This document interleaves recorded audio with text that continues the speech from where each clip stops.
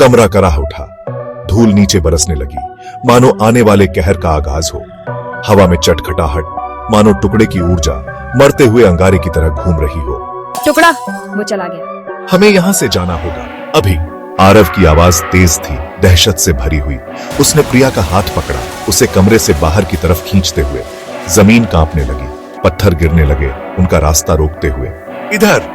आरव चिल्लाया, एक संकरे रास्ते की तरफ इशारा करते हुए जो अभी अभी खुला था। ये एक खतरनाक जुआ था, पर उनका एकमात्र रास्ता। वे उस रास्ते से रेंगते हुए निकले और उनके पीछे रास्ता एक भयानक आवाज के साथ बंद हो गया। कमरा अब नहीं रहा। मठ उनके चारों ओर टूट रहा था।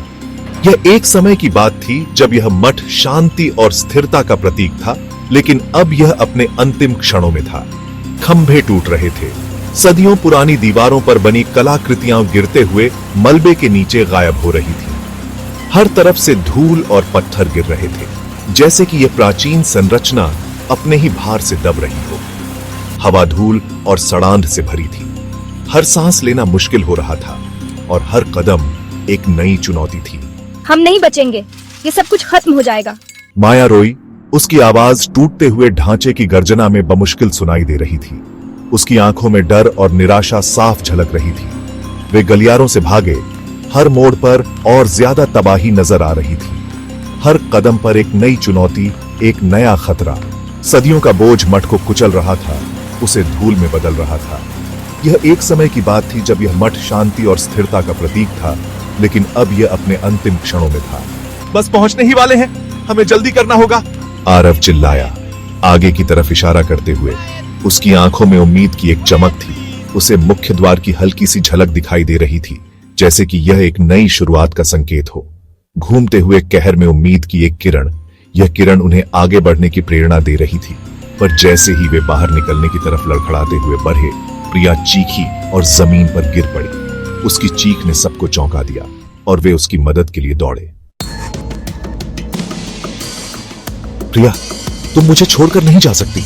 आरव उसके पास घुटनों के बल बैठ गया। उसकी आंखों में आंसू थे, उसका दिल तेजी से धड़क रहा था। हर धड़कन के साथ उसकी चिंता बढ़ती जा रही थी। उसकी आंखें बंद थीं, उसकी सांसें धीमी थीं। ऐसा लग रहा था जैसे जीवन की आखिरी किरण भी बुझने वाली हो। भागदौड़ और टुकड़े के विनाश ने अपना असर दिखाया था। चारों ओर अराजकता और विनाश का माहौल था। उसने अपने बैग में हाथ डाला, उसकी उंगलियां कांप रही थीं। उसकी उंगलियां एक छोटी शीशी के चारों ओर बंद हो गईं। यह वही शीशी थी जिसमें उनकी आखिरी उम्मीद बंद थी। अंदर एक चमकदार तरल पदार्थ हल्की अलौकिक रोशनी से धड़क रहा था। यह अमृत था जो जीवन को पुनः जीवित कर सकता था। अमृत जो उसे मठ के सबसे पुराने साधु ने सौंपा था, उनकी आखिरी उम्मीद थी। साधु ने कहा था कि यह अमृत जीवन को पुनः जीवित कर सकता है। उनकी आखिरी उम्मीद थी। आरव ने साधु की बातों पर विश्वास किया था। प्लीज प्रिया, मुझे छोड़कर मत जाओ, वह फुसफुसाया। उसकी आवाज में दर्द और उम्मीद दोनों थे। धीरे से उसके होठों के बीच अमृत डालते हुए उसने ध्यान से अमृत की हर बूंद को उसके मुंह में डाला। तरल पदार्थ उसके गले से नीचे उतरते ही झिलमिला उठा। यह एक जादुई पल था। एक पल के लिए कुछ नहीं हुआ। आरव की सांसें थम गईं। फिर उसके शरीर में एक कंपन दौड़ गई। उसकी पलकें फड़फड़ाईं, जैसे जीवन की एक नई किरण उसमें प्रवेश कर रही हो। उसकी निगाहें आरव से मिली। उन आंखों में अब जीवन की चमक थी। क्या हुआ? प्रिया फुसफुसाई। उसकी आवाज कर्कश थी।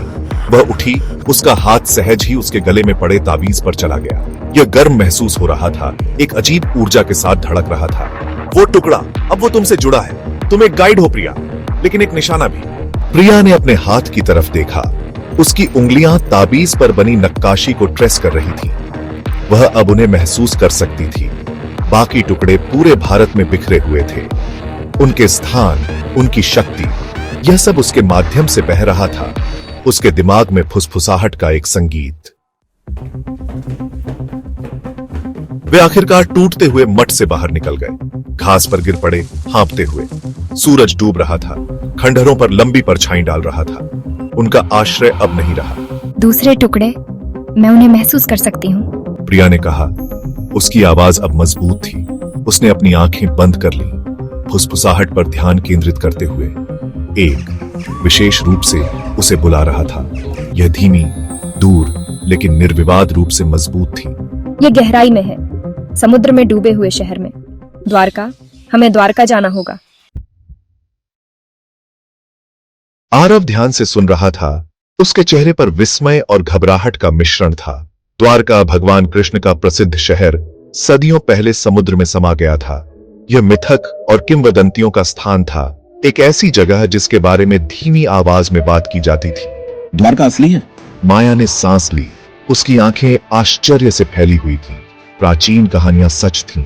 लहरों के नीचे खोया हुआ एक शहर, और अब उनकी एकमात्र उम्मीद। हमें एक प्लान चाहिए। द्वारका पहुंचना आसान नहीं होगा, खासकर।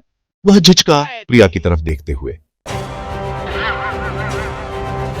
उन लोगों के साथ जो टुकड़ों का शिकार करते हैं, वे अपने लक्ष्य को पाने के लिए किसी भी हद तक जा सकते हैं। उनके लिए यह सिर्फ एक खेल नहीं, बल्कि एक जुनून है। प्रिया ने पूरा किया। उसकी निगाहें दृढ़ थीं। वह जानती थी कि यह यात्रा आसान नहीं होगी, लेकिन उसकी आत्मा में एक अदम्य साहस था। वह आगे आने वाले खतरों को जानती थी। हर कदम पर उसे चुनौतियों का सामना करना पड़ेगा, लेकिन वह तैयार थी। टुकड़ों के रखवाले उन्हें बिना लड़ाई के द्वारका नहीं पहुंचने देंगे। वे अपने कर्तव्य के प्रति निष्ठावान थे और किसी भी कीमत पर अपने स्थान की रक्षा करेंगे। लेकिन वह यह भी जानती थी कि वह पीछे नहीं हट सकती। उसके पास कोई और विकल्प नहीं था। उसे आगे बढ़ना ही था। भारत का, शायद दुनिया का भी भाग्य उनके कंधों पर टिका था। यह एक भारी जिम्मेदारी थी, लेकिन प्रिया ने इसे स्वीकार कर लिया था। मठ का विनाश, टुकड़ों से उसका जुड़ाव, यह सब एक बड़े उद्देश्य की ओर इशारा करता था। यह सिर्फ एक व्यक्तिगत यात्रा नहीं थी, बल्कि एक महान मिशन था। यह सब एक बड़े उद्देश्य की ओर इशारा करता था। प्रिया को यह समझ में आ गया था कि उसकी यात्रा का महत्व कितना गहरा था। हम द्वारका में टुकड़ा ढूंढते हैं और हम उन्हें रोकते हैं। यह हमारी जिम्मेदारी है और हम उन्हें रोकते हैं, चाहे कुछ भी कीमत क्यों न चुकानी पड़े। यह हमारी प्रतिज्ञा है, चाहे कुछ भी कीमत क्यों न चुकानी पड़े। यह हमारी प्रतिज्ञा है। हम अपने लक्ष्य से पीछे नहीं हटेंगे। आगे की यात्रा खतरनाक होगी। हर मोड़ पर नई चुनौतियां होंगी, लेकिन वे तैयार थे। उन्हें होना ही था। उनके पास कोई और विकल्प नहीं था। सब कुछ का भाग्य इस पर निर्भर करता था। यह एक निर्णायक क्षण था और वे इसे जानते थे।